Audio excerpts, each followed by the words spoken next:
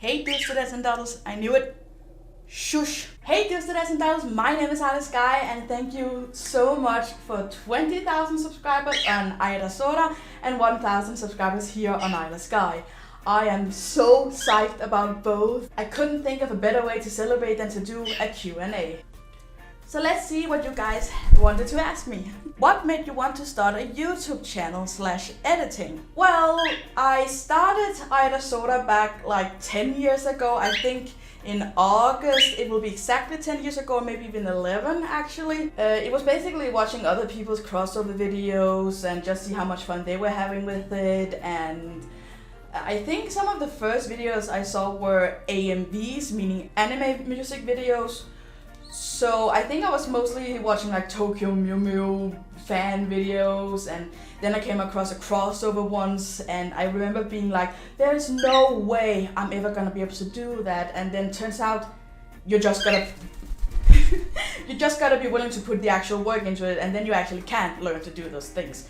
Trust me, if you're watching this and thinking that any of what I do or a bunch of other crossover editors do is like impossible for you to do, trust me, we've all been thinking the same thing. So just, if you want to start editing, just start editing, and feel free to ask people for advice. Most editors really want to help you learn because, hey, we had to learn at some point, so we know how you feel. In terms of Ayla Sky though, honestly, I don't know if any of you might remember this, but quite a few years ago I attempted to start a YouTube channel called The Cartoon Chick. And it failed miserably, mostly because I just had a hard time sitting down and actually recording myself. It just felt very unnatural to me. So it wound up becoming a dumped project, but then a few years later I was like, you know what, I still kind of want to do it, but just a little less limited.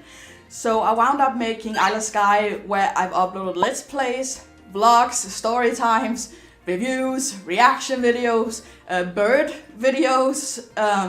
Ayla Sky has basically just become me uploading loads of different things, and that's what it's intended for. I love live streaming. I've discovered during the quarantine, live streaming on Twitch is amazing.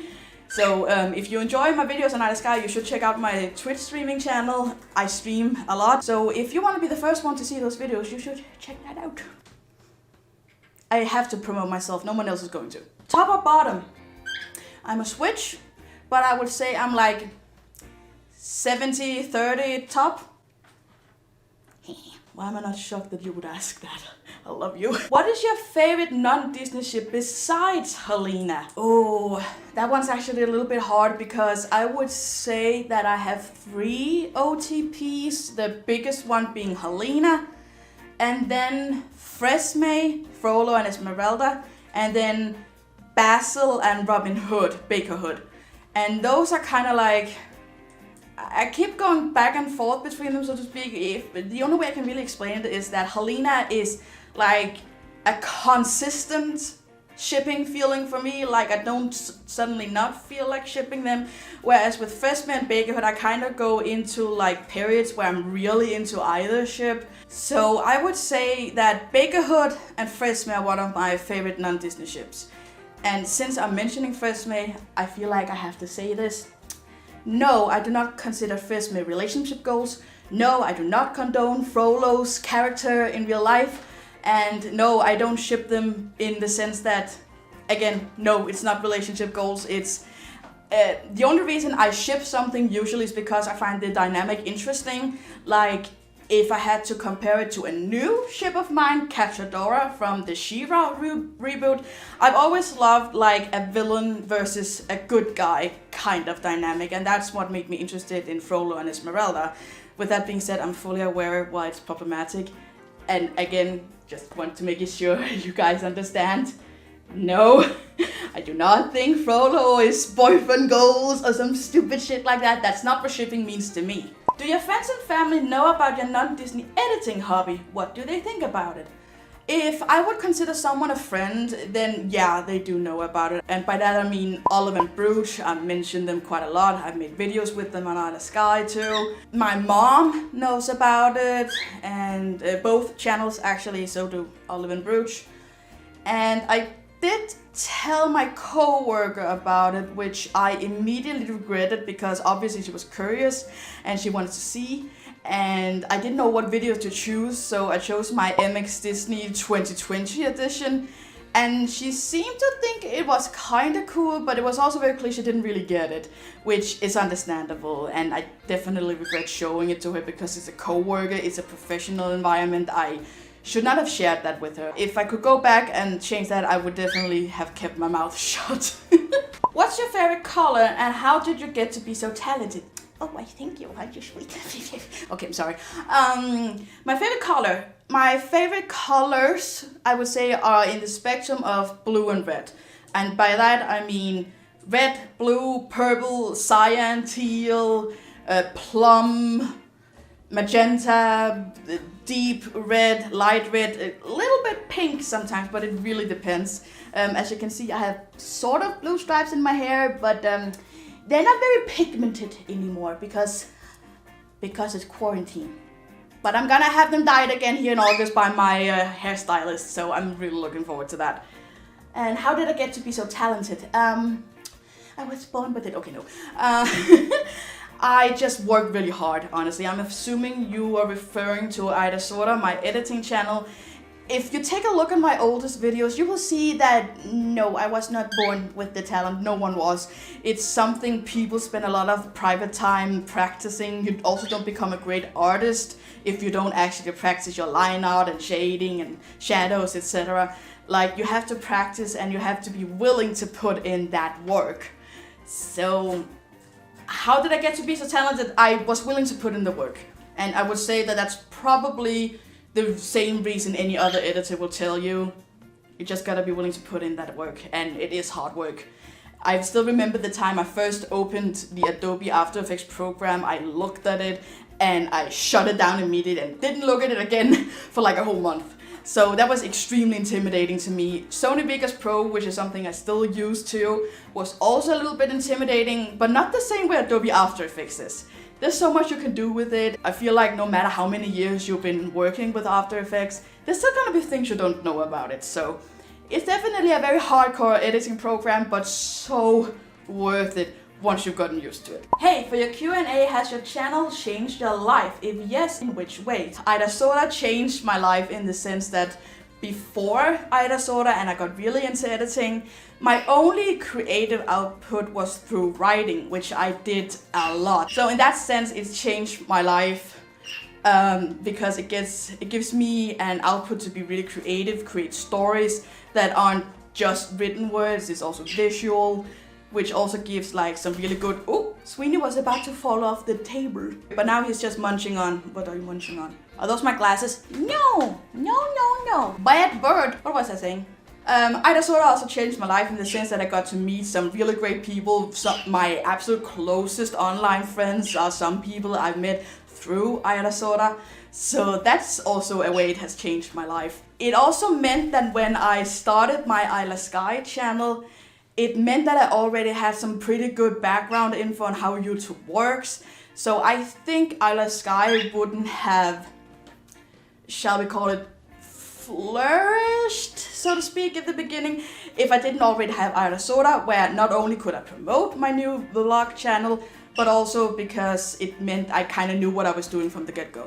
Ayla Sky changed my life in the sense that I've actually experienced people recognizing me twice at this point. There was one time where I went to watch Tarzan the Musical, which is actually just a few months ago. Hello, Sweeney. There was someone at the dressing room who recognized me. I didn't know that at the time, neither did she, but I wrote on Tumblr about how I'd been to the musical, and then basically this person wrote to me privately and was like, wait, were you there at that time and that time? Because I was working that day, so I should have met you. And I was like, well, I did go to the dresser, so maybe we did. And it was just really funny moment where we were like, oh my god. Something very fun happened recently too, like one of my close friends, Brooch, she introduced me to one of her friends and we talked a lot, and turned out, hey, she knows both AiraSora and Ayla Sky. She just wasn't aware that Brooch, her friend, was friends with me. So that was also a fun little how do you do. That's definitely some of my favorite moments in terms of Ayla Sky. It's very funny. What are your favorite videos out there that aren't made by you? Oops, caps. It's okay, Holly, I know you love them caps. Currently, the Night 130 Soulbound series is my jam. Not only do I love the stories she's coming up with, it kind of got me into soulmate stories in general. So that's definitely pretty high on the list. Hello, sweetie. Please don't kill me while trying to cut my non-existent beard.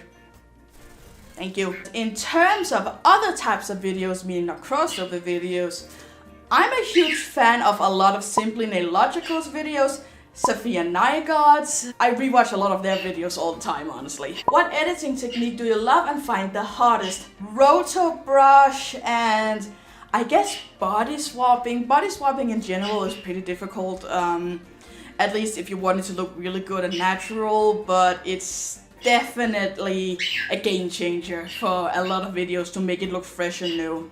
Are there any obscure editors you wish had more love? Avatar Africa, I really love her style, I love her videos. I actually remember someone on Tumblr wrote to me anonymously and asked what my opinion was that she made like an anti-Helena video, and I remember being like, that's fine.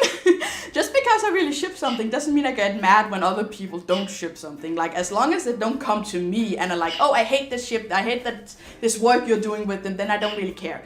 Like, you can make whatever anti-Helena stuff out there you want to. Hello, Sweeney. Yeah, I'm gonna mention Avatar Africa. She definitely is one of those that spring to the top of my head about editors who need more love. What would you love to see in the editing world? I guess I would love to see some more dark videos, maybe some more horror, like something maybe surreal, more fantasy I would love to watch as well. I do think that drama and romance, we have plenty of those videos, and I also really want to try and do something different. I really do want to try and do something dark, and I really haven't done much dark stuff, but I really do want to try. What are your fem/OTPs apart from Helena now then? Well, the newest one is Cachadora from She-Ra. Love them. Binged that whole show like last week, I think. No, actually the week before that. Binged that in a few days. Really love the show. I haven't watched the original 80s one, but I kind of want to try and watch it just for the sake of seeing where it all came from, you know? I know about He-Man, but that's about it.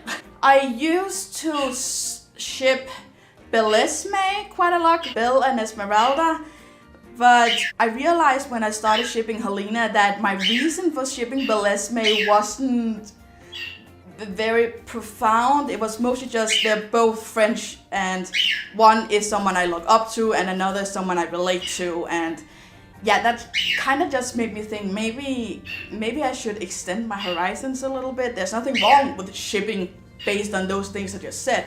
I just prefer to have some deeper reasons behind my shipping. I also think that in general I've just grown up and just changed as the years have gone by. 1. Do you know Princess and the Mouse that you made years ago? Well, I made it, so yeah, I know it. I bet you can write a story in a fanfic.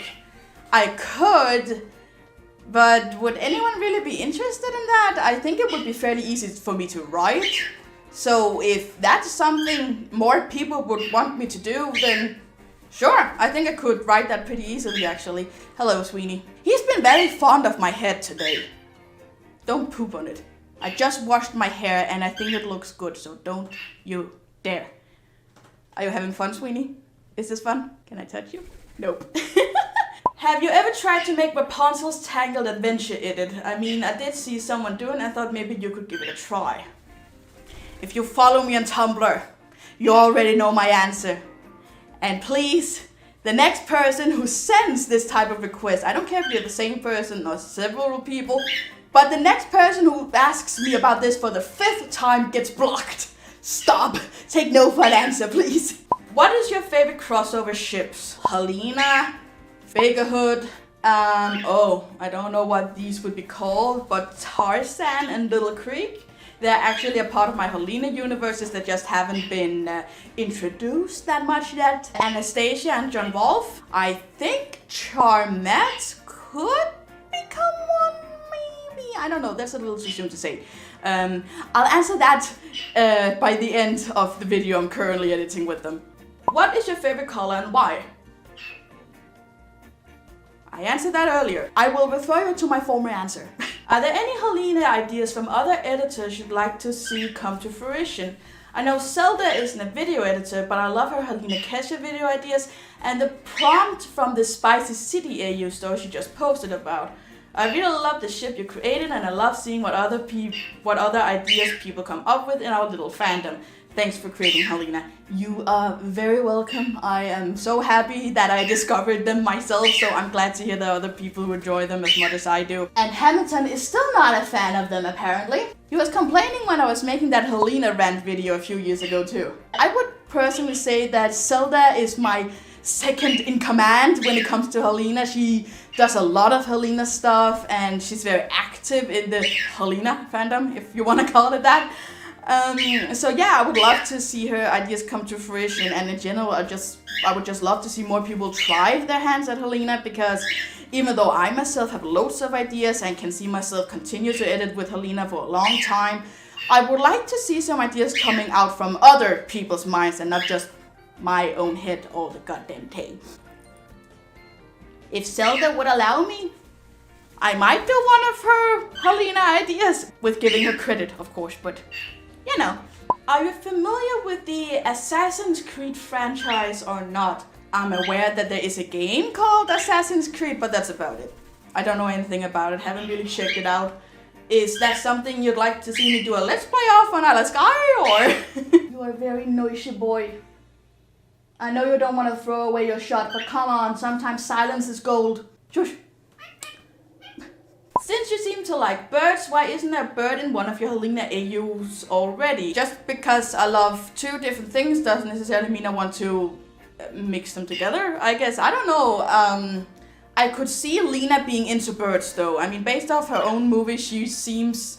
I think it would be fair to say that in Helena AUs and such, she would be into insects and birds and such. So maybe I could incorporate her having a bird in one of the AUs, or just in general maybe. I would be very okay with that. Actually, maybe I'll incorporate a bird into Entre Nous.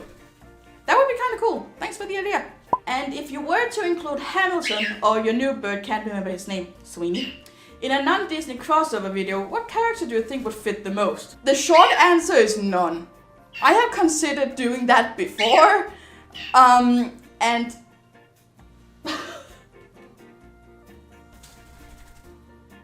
hello, Sweeney. I've considered doing that before, but there really aren't that many non-Disney animated birds in general. The ones that come to mind the most is Yago and Sasu, and none of them look or act like any of my birds. So if anyone is bored someday and wants to write a list of non-Disney animated birds, throw it at me. I'd love to take a look and see if I could find something that would work. What do you think of live/animation crossovers, and what would be your favorite live/animation pairing if you had one?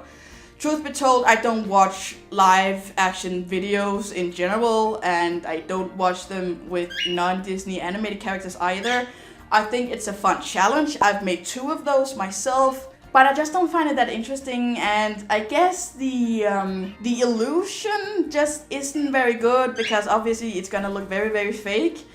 And despite me liking Holly, I'm not a fan of her movie, nor am I a fan of Who Framed Roger Rabbit. I'm just not a fan of animation with live action. It's just, it doesn't work for me personally. So my answer unfortunately would have to be no one. Also because I just don't watch a lot of live action movies in general. So I wouldn't even know who to do anything with.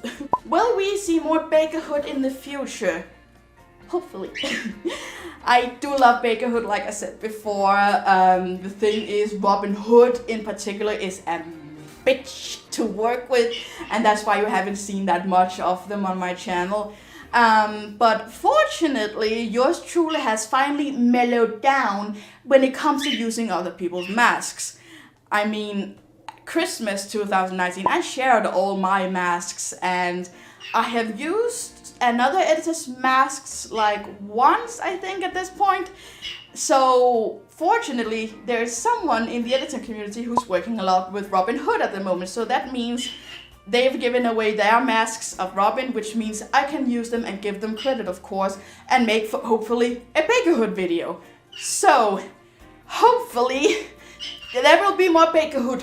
Do you watch ASMR? No. That's the short version. It's never really tickled my fancy. What's your favorite color? Why is there 3 people asking that question? Peekaboo, indeed. Peekaboo. Am I ever gonna stop being awkward at Q&As? And I don't really think you've been awkward. Completely fair questions. Keep it up. When it comes to editing, what is your favorite thing to edit with, and what are your favorite editing tool on the programs you use? Favorite tool is 100% Rotobrush. I would be so dead without the Rotobrush. Rotobrush is basically the easiest and quickest way to mask one character out of their background and put them into another background. And without that, crossovers are just a little... It doesn't really create that good of an illusion. So I would say that is my favorite tool and my favorite thing to edit with. I do like the MMV style, the kind of like puppet tool type of vibe. With that being said, I don't know what you mean by thing. I love editing with traditionally animated movies and the puppet tool and Hello. What are you doing? Are you playing with my hair? He's trying to preen my hair.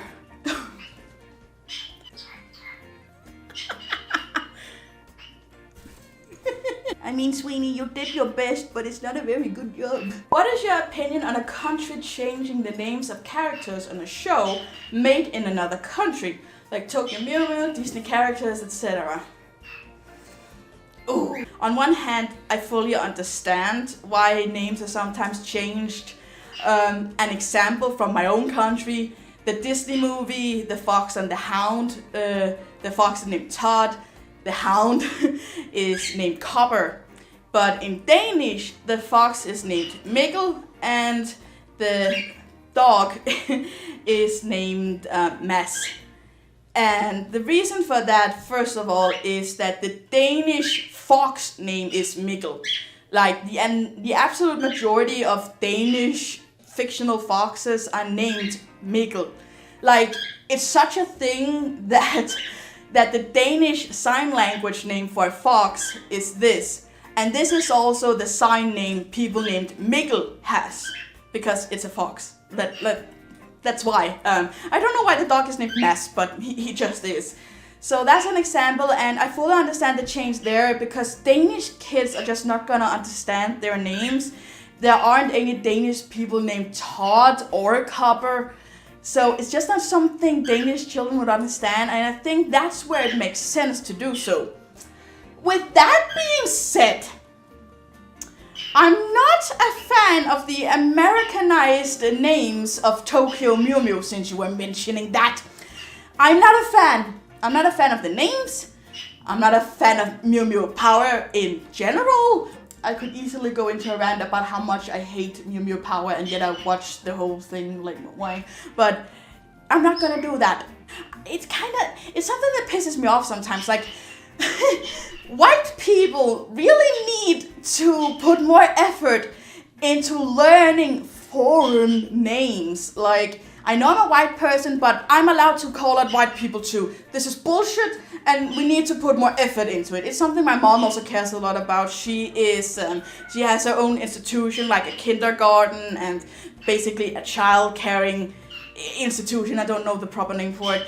But she had this story that she told me at one point where there was a little black girl, and I don't remember the name. It also doesn't matter, but my mom was saying her name, and the little girl was like shaking her head and saying, no, that's not how you say it. And then she corrected her. And my mom was furious. My mom is the boss, so she isn't the one taking care of the children. So she trusts her employees when they tell her this is how you say this or that kid's name. And she gave them one hell of a scolding for saying this kid's name wrong. It's something she cares a lot about. You do not mispronounce a kid's name. You do not mispronounce anyone's name. She doesn't care how difficult it is, the same way I don't care. You put in that effort to call people by their actual names. She was not having it, and neither would I. So I think it would be a good thing to teach children to respect other people's names and teach them to put in the effort of learning how to say someone's name. It's such minimal effort. It really shouldn't be necessary to give someone an American name or make it sound more Western. Put in that goddamn effort of pronouncing someone's name correctly or get the fuck out of the 21st century. You do not belong here. So that was a very strong answer to the final question of this Q&A. But I hope you could understand why it's something that's a little bit close to me. That's not a good way to end this Q&A. So thank you for your questions. I hope it was fun to see me answer. Okay, God. And I'm sorry that Hamilton is being a noisy bitch, but I mean, with that name, what were you expecting? Like, he is gonna be loud, he's not gonna throw away his shot, and he's gonna... What other jokes can I think of? It's been a while since I listened to the Hamilton musical. I clearly need to re-listen to it again. So, this was fun. I hope you also enjoyed seeing the birds fly around a little bit. Mostly Sweeney just landing on my head all the time. Fortunately, he's getting more and more used to me. So hopefully someday he will actually step up on my hand. Are you done?